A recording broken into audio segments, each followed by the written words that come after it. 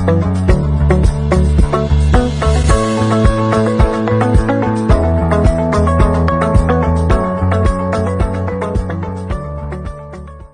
वालेकुम। Team 10 up और वकास ज़का की तरफ से ये इस कोर्स का लेक्चर 6 है। लेक्चर 6 में हम इंडिकेटर बेस्ड ट्रेडिंग को कवर करेंगे, जिसमें हम मुख्तलिफ इंडिकेटर्स का यूज़ समझेंगे कि इनको कैसे यूज़ करना है ट्रेडिंग के लिए। तो आपने पेन पेपर पेंसिल अपने पास रखनी है ताकि आप इंपॉर्टेंट पॉइंट्स को नोट डाउन कर सको। इंडिकेटर्स वो टूल्स होते हैं जिससे आप जो एनालिसिस कर रहे हो प्राइस डायरेक्शन का, उसको मज़ीद ये रिफ़ाइन करेंगे। ये बने हुए होते हैं कैलकुलेशंस पे जो बाइंग और सेलिंग एक्टिविटी हो रही होती है। प्राइस वॉल्यूम के हिसाब से वो आपको डायरेक्शन बताती है कि पॉसिबल क्या नेक्स्ट मूव हो सकता है। हर इंडिकेटर का अलग इस्तेमाल होता है क्योंकि उस पर डिफरेंट कैलकुलेशंस पे वो इंडिकेटर्स बने हुए होते हैं।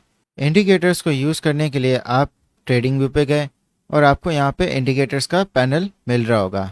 आपने इस पर क्लिक कर दिया तो आपको यहाँ पे मुख्तलिफ ऑप्शंस मिल जाएंगे।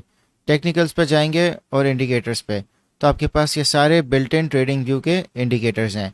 फ्री वर्जन पे आप एक टाइम पे 3 इंडिकेटर्स यूज़ कर सकते हो। और जैसा कि आप देख सकते हो, अगर आप स्ट्रैटेजीज़ पे जाओगे तो आपके पास ये बिल्ट इन ट्रेडिंग व्यू की स्ट्रैटेजीज़ आ जाएंगी। वॉल्यूम प्रोफाइल की भी आपको मुख्तलिफ वॉल्यूम के ऑप्शंस मिल जाएंगे। ऑटो पे आपको और पैटर्न्स के ऑप्शंस मिल जाएंगे। आपको कैंडलस्टिक पैटर्न्स पर जाएंगे तो आपको मुख्तलिफ कैंडलस्टिक पैटर्न्स मिल जाएंगे। यहाँ पे फाइनेंशियल्स पर जाएंगे, ये स्टॉक्स के लिए होते हैं। क्रिप्टो में आपको ये ऑप्शंस नहीं मिलेंगे क्योंकि कंपनी बेस्ड इंफॉर्मेशन होती है जो सिर्फ स्टॉक्स की होती है। कम्युनिटी स्क्रिप्ट्स में जाएंगे तो आपके पास पब्लिक इंडिकेटर्स मिल जाएंगे क्योंकि ये सारे जो इंडिकेटर्स होते हैं ये स्क्रिप्ट्स पे बनते हैं जहाँ पे इनकी कैलकुलेशंस सेट हुई भी होती हैं। माई स्क्रिप्ट्स में जाएंगे तो आप अपने जो भी आपने स्क्रिप्ट खुद की बनाई होगी या आप कहीं से डाउनलोड करेंगे तो आपके सारी वो स्क्रिप्ट्स यहाँ पे आएंगी। तो दोस्तों, वन बाय वन हम मुख्तलिफ इंडिकेटर्स को बहुत डिटेल में कवर करेंगे और उन पर मैं आपको क्लियरली बताऊंगा कि आपने किस तरह उन पर ट्रेडिंग करनी है और उससे जो आपका एनालिसिस है वो और ज़्यादा रिफाइन होगा। तो दोस्तों, सबसे पहला इंडिकेटर RSI, इसका मतलब है रिलेटिव स्ट्रेंथ इंडेक्स। ये सिंपली प्राइस एक्शन की जो स्पीड होती है उसको मेजर करता है। RSI की वैल्यूज़ 0 to 100 होती हैं। RSI आपको ये बता सकता है कि किसी भी चीज़ क्या वो ओवरबॉट टेरिटरी में, यानी कि लोगों ने बहुत ज़्यादा उसको ख़रीद लिया है और वहाँ से वो प्रॉफिट में उसको सेल कर सकते हैं, या ओवरसोल्ड है।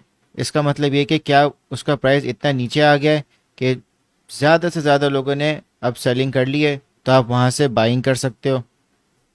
ये दो रीजन्स मैं आपको बताऊंगा चार्ट्स पे। तो अगर सडन प्राइस मूवमेंट होगा तो सडन मूवमेंट आपको RSI में भी नज़र आएगा, और अगर स्लो प्राइस मूवमेंट होगा तो आपको वही स्लो मूवमेंट आपको RSI में नज़र आएगा। RSI आपको आइडिया देगा कि नेक्स्ट क्या प्राइस एक्शन या मूवमेंट हो सकती है। दोस्तों, आप गए इंडिकेटर्स पे और आपने लिखा RSI, तो रिलेटिव स्ट्रेंथ इंडेक्स आपके पास आ रहा होगा। आपने इस पर क्लिक कर दिया। जब आप इस पर क्लिक करोगे तो आपके पास ये RSI का पूरा पैनल आ जाएगा। तो दोस्तों, सबसे पहले हम इसकी सेटिंग्स करते हैं। आपने सेटिंग्स पे क्लिक किया, आप गए स्टाइल में और आपने RSI बेस्ड MA, इसको आप डीसेलेक्ट कर दें। MA को हम बाद में कवर करेंगे। और उसके बाद आपने RSI मिडिल बैंड को भी डीसेलेक्ट कर दिया। डीसेलेक्ट करने के बाद आपने फिर ओके पे क्लिक कर दिया। तो दोस्तों, जैसा कि आप देख सकते हो कि मैंने ओवरबॉट और ओवरसोल्ड रीजन्स को मार्क कर दिया है। इनकी जो वैल्यूज़ होती हैं वो 30 और 70 होती हैं। यानी जब भी RSI 30 या उससे नीचे जाएगा तो वो इसकी ओवरसोल्ड टेरिटरी है, यहाँ पे आप अपनी बाइंग कर सकते हो। और जब भी RSI 70 से ऊपर जाएगा तो वो ओवरबॉट रीजन में आ जाएगा, यानी कि लोगों ने बहुत ज़्यादा ख़रीद लिया और आप यहाँ पे अपना प्रॉफिट सिक्योर कर सकते हो। मगर दोस्तों, ये जो बात है ये 90% गलत है और 10% ठीक है। अब मैं आपको चार्ट्स पे बताता हूँ। तो दोस्तों, जैसा कि आप देख सकते हो कि जो प्राइस एक्शन हुआ है और आप RSI को अगर कंपेयर करो तो यहाँ पे RSI ओवरसोल्ड रीजन पे था, फिर उसके बाद प्राइस ऊपर गई, फिर ये ओवरबॉट टेरिटरी में आ गया, फिर उसके बाद प्राइस डिक्रीज़ हुई तो RSI वीक होना शुरू हो गया और नीचे गिरना शुरू हो गया, फिर दोबारा प्राइस ऊपर गई तो ये ओवरबॉट में आ गया, फिर उसके बाद डंप आया और ये प्राइस नीचे गिर गई यहाँ तक और ये ओवरसोल्ड टेरिटरी में आ गया, और फिर उसके बाद प्राइस वापस ऊपर गई तो ये फिर से वापस ओवरबॉट टेरिटरी में आ गया। मगर आप एक चीज़ नोट करो कि जो प्राइस एक्शन है वो जब इस पॉइंट पे घिरा था उसके बाद ये ओवरसोल्ड रीजन में आ गया था, और अगर आप इसको कंपेयर करो प्रीवियस ओवरसोल्ड रीजन से तो ये फिर भी ज़्यादा है। तो जो आरएसआई की ये वैल्यूज़ हैं 70 और 30 ये आपको सही से नहीं बताती, और इसका सोल्यूशन मैं आपको बताता हूँ। आपको सबसे पहले ये समझना है कि आरएसआई है क्या। इस वजह से ये जो ओवरबॉट और ओवरसोल्ड है इसमें आप कंफ्यूज हो सकते हो। जब भी कोई सडन प्राइस मूवमेंट होगी तो उसी तरह सडन मूवमेंट आपको आरएसआई में नज़र आएगा, मगर प्राइस एक्शन और जो ट्रेंड है उसमें आपको एक डिफरेंस नज़र आ रहा होगा आरएसआई की वैल्यूज़ में। अब जैसा कि हमने पढ़ा है कि 3 टाइप्स की ट्रेंड्स होते हैं, up trend, down trend, sideways. ये आपको ओवरबॉट रीजन्स में भी मिल सकते हैं और ओवरसोल्ड रीजन्स में भी मिल सकते हैं। आरएसआई का मेन मकसद सिर्फ आपको ये बताना चाहिए कि क्या बुलिश मार्केट चल रही है क्या बेरिश मार्केट चल रही है।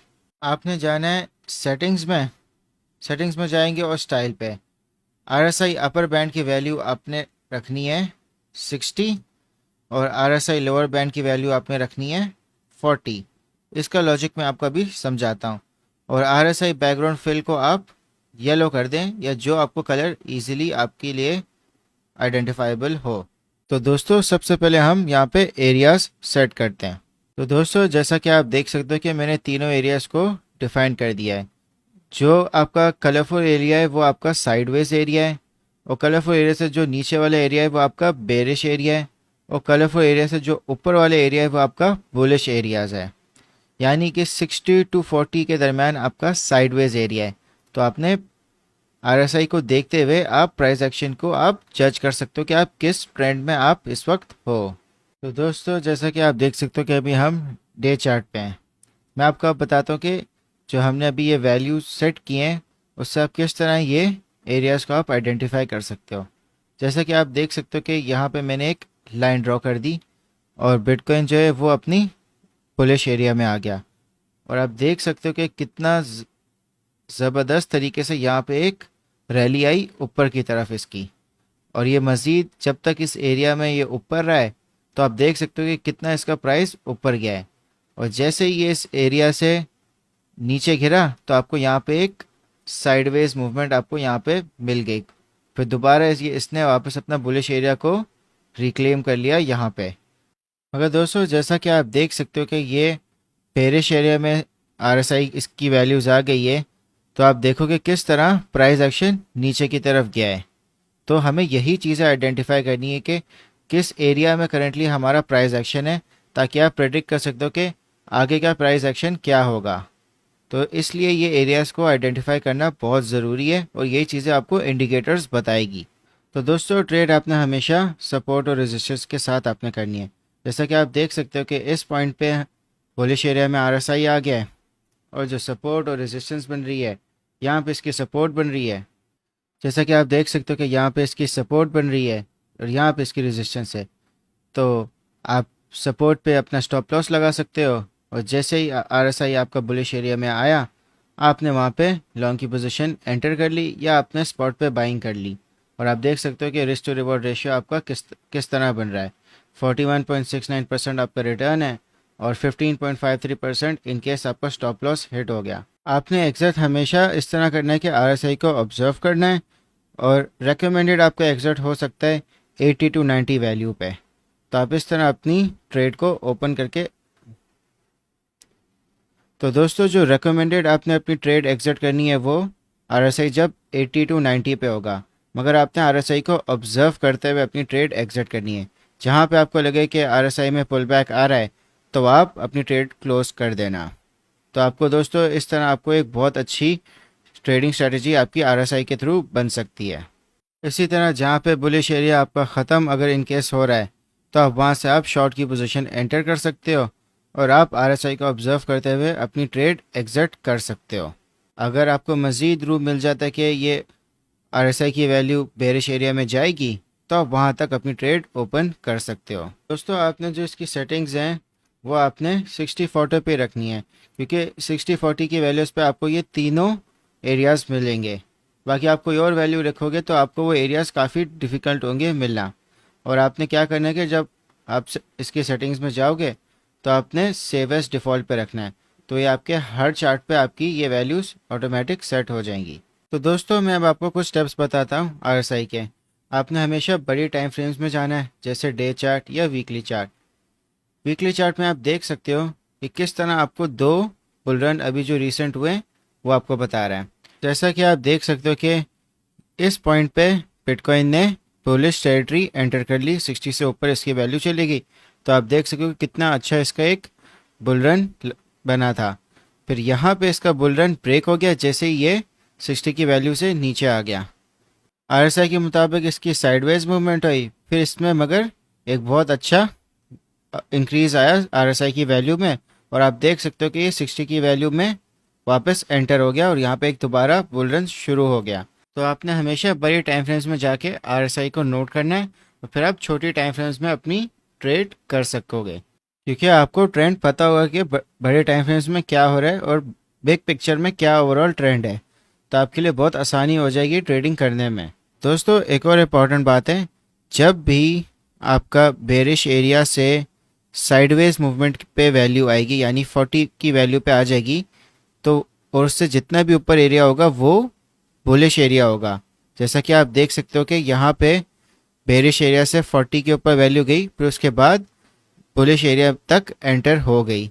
तो आपका यहीं से आपका पूरा 60 से ऊपर तक की वैल्यू का आपका बुलिश एरिया होगा, जैसा कि मैं आपको एरो में दिखा सकता हूँ।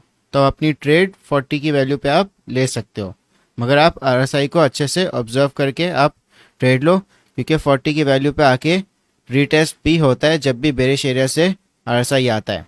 और इसी तरह जब भी आपका आरएसआई बुलिश एरिया 60 का लेवल ब्रेक करता है, तो आप एक्सपेक्ट कर सकते हो कि वो बेरिश एरिया में भी जाएगा। तो आप 60 के लेवल से आप शॉर्ट कर सकते हो बेरिश एरिया तक। जिस तरह आप देख सकते हो कि यहाँ इस केस में हुआ है कि 60 की वैल्यू ब्रेक हुई और ये बेरिश एरिया तक आ गया, तो आप बहुत अच्छा प्रॉफिट कर सकते हो।